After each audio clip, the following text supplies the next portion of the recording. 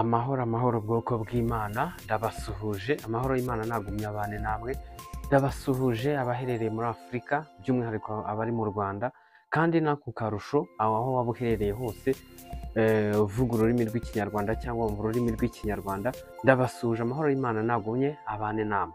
Ubwoko bw'Imana ndabasuhuje aho muherereye hirya no hino muri Amerika, Aziya, Europe, ubwoko bw'Imana muherereye muri Australia, hirya no hino, ubwoko bw'Imana ndabasuhuje cyane. N'ubundi muri kumwe na mugenzi wanyu Anastase Sibomana, ubwoko bw'Imana, mu mwanya w'ikiganiro tumenye amateka mu iyobokamana. N'ubundi ubwoko bw'Imana muzi ko duterwa ishyaka no kwiga ijambo ry'Imana ndetse no gusobanukirwa icyo Imana Data wa twese ishaka, kugira ngo abe ari cyo dukora, kugira ngo dukore igikwiriye nk'abazagororerwa ingororano nk'abana b'Imana mu bwami bw'Imana.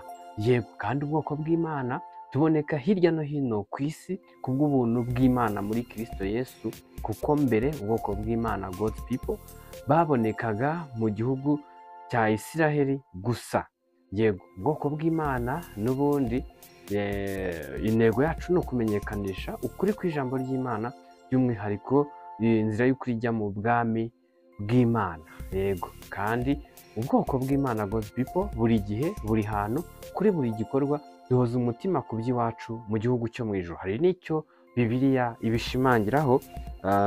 Tureba hano urwandiko Pawulo yandikiye Abakolosayi ibice 3 umurongo wa mbere kugera ku wa 2, ababwira ati: nuko rero nimba mwarazuranywe na Kristo, mujye mushaka ibiri hejuru aho Kristo ari yicaye iburyo bw'Imana, mujye muhoza umutima ku biri hejuru atari ku biri mu isi.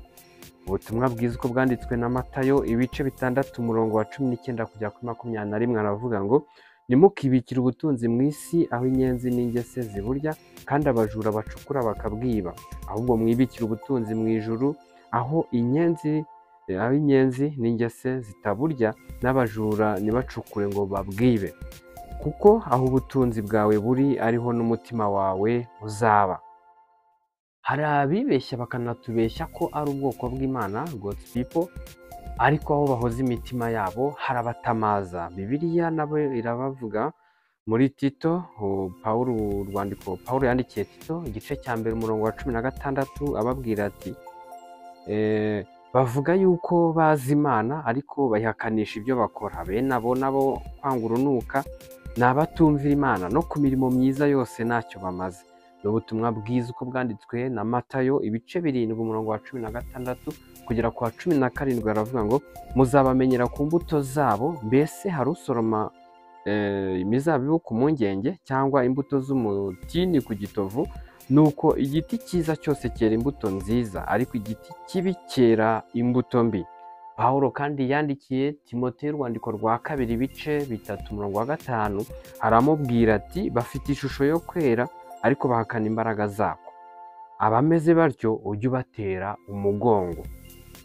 N'urwandiko Pawulo kandi yandikiye Abafilipi ibice 3 umurongo wa 18 kugera ku murongo wa 19 arababwira ati: hari benshi bagenda ukundi, abo nababwiye kenshi, nanone ndababwira ndira yuko ari abanzi b'umusaraba wa Kristo. Amaherezo yabo ni ukurimbuka, Imana yabo ninda, biratana ibiteye isoni byabo, bahoza umutima ku by'isi. Rero dukurikije ibyo tubonye haruguru, byo dusomye muri Bibiliya, yego, niyo mpamvu ikintu hari igihe kirekire mu buzima bwawe ugatanga imbaraga ku bw'icyo kintu ndetse n'ubutunzi ku bw'icyo kintu, icyo kintu niyo Mana yawe. Yego, n'ubundi uyu ni umwanya turi mu kiganiro tumenye amateka mu iyobokamana, ikiganiro kinyura kuri Irera TV1 buri munsi. Yego, ese abantu babayeho mu gihe cy'amateka bakora iby'Imana, bakoraga iby'Imana ishaka? Reka twumve aya mateka kugira ngo tubigireho cyangwa tuve mu kinyoma cyabo, kugira ngo tubashe gukora icyo Imana ishaka. Yego, tugiye kurebera hamwe amateka yaranze iyi tariki 13 cya 16 z'ukwezi kwa 11. Nikolasi wa mbere, umwe mu bashyigikira cyane Roma mu myemerere, kuri iyi tariki yo kwa 13 z'ukwa 11 mu mwaka wa 867 nibwo yapfuye, cyangwa nibwo icyo yagombaga kuza kwerekana mu isi cyangwa misiyo ye mu isi yari irangiye. Ngo kandi nanone mutagatifu Nicolas yari yaramamaye nka Santa Claus. Yego, iryo ni ryo zina naryo bamwitaga cyangwa yarazwiho cyane, Santa Claus. Yego, Papa Nicolas wa mbere mu Kilatini barivuga yuko ari Nicolaus wa mbere, yavutse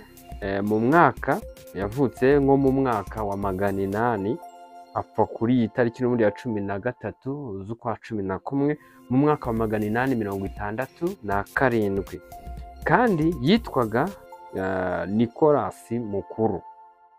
Yari umwepiskopi wa Roma, akaba n'umutegetsi w'ibihugu byabagamo ubutegetsi bw'ubupapa kuva ku itariki 24 Mata muri 858 kugeza apfuye.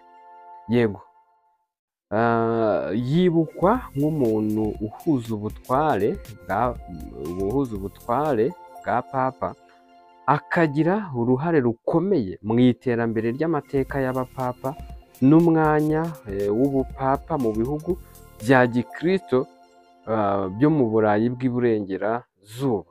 Nicolas yashimangiye ko papa yagombye kugira ubutware ku bakristo bose ndetse n'ubwami mu bijyanye no kwizera n'imyitwarire. Yego, ngaya amateka y'uyu munsi tugiye kureba icyo Bibiliya yavugaho. Yego, nk'uko muri iki kiganiro tumenye amateka mu iyobokamana, twifashisha igitabo cya Bibiliya kugira ngo tumenye iby'Imana ishaka, kugira ngo abe ari byo dukora. Yego, tugiye kurebera rero hamwe y'icyo Bibiliya ivuga kuri aya mateka, kugira ngo twigire kuri abangaba abarimo kuvugwa muri aya mateka, cyangwa tuve mu kinyoma cyabo mu gihe dusanze bidahuza n'icyo Bibiliya ivuga, kugira ngo tubone uko dukora iby'Imana ishaka. Tugiye kureba Nicolas yashimangiye ko papa yagombye kugira ubutware ku bakristo ndetse no ku bwami, ndetse kandi mu bijyanye no kwizera ndetse n'imyitwarire. Yego, tugiye kureba ukuri kwa Bibiliya icyo kubivugaho. Ese uyu papa Nicolas wa mbere, uyu nguyu kuki harimo kuza ashimangira yuko umupapa yakagombye kuba ari we ugenzura cyangwa ushimangira abakristo bose ndetse n'ubwami ndetse n'ibyo kwizera ndetse n'imyitwarire? Ahangaha haraza kugaragaramo ikibazo. Nawe ari mu rutonde rw'abakeneye kuba bakwizera, ariko biraza bigaragara yuko ari we noneho ugiye gushyiraho umurongo ngenderwaho w'imyizerere, kandi nawe ariya bakagombye kuba ari ku rutonde rw'abakagombye kwizera. Ahangaha haraza kubonekamo amateka atari mu kuri tutakagombye kwigiraho. Uti kubera iki uyu mupapa ntabwo hakagombye gushingira ku muntu runaka nk'uko yabivugaga, yuko umupapa ari we wakagombye kubahirizwa cyangwa kugenderwaho, cyangwa ku murongo yashyizeho w'imyitwarire cyangwa imyizerere runaka yashyizeho, kandi nawe yakagombye kuba ari mu rutonde rw'abubahiriza icyo Imana yashyizeho.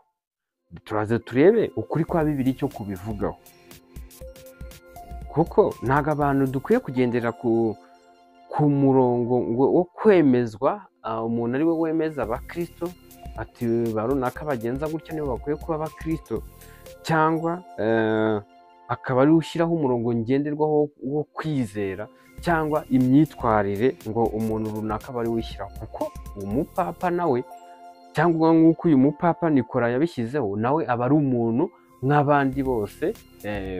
Rero icyo yakagombye kubahiriza ni nk'icyo n'ubundi abandi bantu nabo bubahiriza. Rero tugiye kureba ukuri kwa Bibiliya icyo kubivugaho. Yego, tugiye kureba mu byakozwe n'intumwa ibice 4 ku murongo wa ibice 4 murongo wa 11 kugera ku wa 12 haravuga ngo Yesu niwe buye ryahinyiwe namwe abubatsi kandi ryahindutse rikomeza imfuruka ngo kandi nta wundi agakiza kabonerwamo kuko ari nta rindi zina munsi y'ijuru ryahawe abantu dukwiriye gukirizwamo. Dusanze agakiza kanyako gaturuka kuri Yesu Kristo cyangwa ari we ugahesha Yesu Kristo, ntabwo bituruka ku murongo runaka umuntu we yashyizeho ku giti cye, kuko ijambo ry'Imana ryo riza rigaragaza yuko abantu bahinyura gukiranuka kw'Imana bitewe n'uko biremeye gukiranuka kwabo cyangwa umurongo ngenderwaho wabo. Rero bisaba iki gushaka gukiranuka guturutse ku Mana cyangwa kugendera ku gakiza duheshejwe na Kristo, ariko tutagendeye ku murongo umuntu runaka yashyizeho. Umuntu w'umuyobozi runaka cyangwa umuntu ufite itsinda ayoboye ntabwo ari we wakagombye kugenderwaho, ahubwo yakagombye gufasha abandi kubasha kubahiriza iby'Imana yashyizeho cyangwa umurongo Imana yashyizeho. Rero mu gihe nk'uyu mupapa Nicolas yashimangiye ko papa yagombye kugira ubutware ku bakristo bose, iki ni ikibazo. Umuntu ukwiye kugira ubutware ku bakristo bose ninde? Ni Umwuka Wera. Umwuka Wera niwe ugenga kandi niwe uyobora umuntu wese umaze kuvuka ubwa kabiri cyangwa umukristo wese, kuko ijambo turaza kureba ijambo n'ubundi rigenda risobanuraho muri Bibiliya. Tugiye kureba ukwiriye kugira ubutware ku bakristo bose cyangwa ku bwami cyangwa ku bijyanye no kwizera ndetse n'imyitwarire. Ese umuntu runaka naza guforoma imyitwarire abantu bakwiye kugenderaho kugira ngo Imana bishimire, uwo muntu ntari buze kugendera ku marangamutima ye mu gihe yavuguruje icyo Bibiliya yavuze? Turebe hano umuhuza ubundi w'Imana n'abantu ninde? Ko ndeba haba hagiye kujya mu undi muntu ari uyu papa wabihamije yuko akwiye kugira ubutware kw'ibyo ngibyo. Ese Bibiliya bivuga iki? Ubundi umuhuza w'Imana n'abantu ninde? Dusome mu rwandiko rwa mbere Pawulo yandikiye Timoteyo ibice 2 umurongo wa 5, aravuga ngo kuko hariho Imana imwe kandi hariho umuhuza umwe w'Imana n'abantu, nawe ni umuntu, ari we Yesu Kristo. Yego, Bibiliya bisobanuye kandi bihishuye neza yuko umuhuza w'Imana n'abantu ari Yesu Kristo wenyine. Yego, rero mu gihe uyu mupapa we yavuze yuko Nicolas yashimangiye ko papa yagombye kugira ubutware kw'ibyo ngibyo, ahangaha hari hajemo ikinyoma. Ubundi hagati y'Imana n'abantu umuhuza n'umwe ari we Yesu Kristo. Rero iyo hajemo undi muntu akerekana yuko nutagendera ku murongo yashyizeho cyangwa amabwiriza cyangwa imyitwarire yashyizeho atari Yesu Kristo, haba harimo ikinyoma. Niyo mpamvu bwoko bw'Imana mukwiye kugira amakenga ku byo mwigishwa hirya no hino cyangwa nawe ibyo urimo kwigisha, ngo urebe nimba urimo kugendera mu murongo w'icyo Imana yavuze mu byanditswe muri Bibiliya. Niho tugiye kugendera tureba ese koko umuntu ukwiye kugira ubutware ku bantu ninde? Nari maze kubabwira hejuru yuko umwuka w'Imana ari ukwiye kugira ubutware, kuyobora, gutwara abantu, ari yuko ari umwuka w'Imana. Turebe iki ijambo ribivugaho. Yego, mu Baroma 8 umurongo wa 14 niho bavuga ngo abayoborwa n'umwuka w'Imana bose nibo bana b'Imana. Yego, abayoborwa n'umwuka w'Imana bose nibo bana b'Imana. Aha rero nituza kubona umuntu uri buze kugendera ku mabwiriza y'undi muntu mugenzi we, atitaye kuri titire cyangwa umumaro runaka akora muri rusange, akavuguruza ikigendanye no kuba yayoborwa n'umwuka w'Imana, ahubwo akagendera ku mahame uwo muntu yashyizeho, ntabwo aba ari mu kuri kw'Imana cyangwa nta nubwo aba ari umwana w'Imana, kuko umwana w'Imana ayoborwa n'umwuka w'Imana. Yego, tugiye kureba ese uyu muntu urimo gushaka ubutware cyangwa gufata ubutware cyangwa kumva yuko agiye mu mumaro wo kuba yaba umuhuza w'Imana n'abantu, ubundi uyu muntu yaba abifitiye ubutware n'ubushobozi? Reka turebe icyo ijambo ry'Imana rivuga ku butware cyangwa n'icyubahiro cy'abantu aho kirangirira n'aho kigera. Reka turebe Zaburi ya 39 umurongo wa 6 haravuga ngo dore wahinduye iminsi yanjye nk'intambwe z'intoki, igihe cy'ubugingo bwanjye kuri wowe kimeze nk'ubusa. Ni ukuri umuntu wese nubwo akomeye ni umwuka gusa. Yego, murakoze rero ko aya mateka y'uyu munsi yo kuri iyi tariki n'ubundi ya 13 z'ukwa 11, ayo ni yo mateka, amwe mu mateka yaranze uyu munsi. Rero ndabashimiye cyane, mwari muri kumwe n'ubwoko bw'Imana Sibomana Anastase mu kiganiro tumenye amateka mu iyobokamana kinyura kuri Irera TV1 buri munsi. Tuzasubira, yego nahejo. Rero ubwoko bw'Imana tuboneka hirya no hino ku isi kubw'ubuntu bw'Imana muri Kristo Yesu, kuko mbere ubwoko bw'Imana God's people abacu babonekaga mu gihugu cya Isiraheli gusa, kandi ubwoko bw'Imana intego yacu ni ukumenyekanisha ukuri kw'ijambo ry'Imana ndetse no kumenyekanisha by'umwihariko inzira y'ukuri ijya mu bwami bw'Imana. Ubwoko bw'Imana God's people buri gihe, buri hantu, kuri buri gikorwa duhoza umutima ku by'iwacu mu gihugu cyo mu ijuru. Ndabashimiye cyane, amahoro y'Imana n'ubuntu bw'Imana bigwire muri mwe mubiheshejwe no kumenya Imana Data wa twese na Yesu Kristo umwami wacu. Murakoze cyane.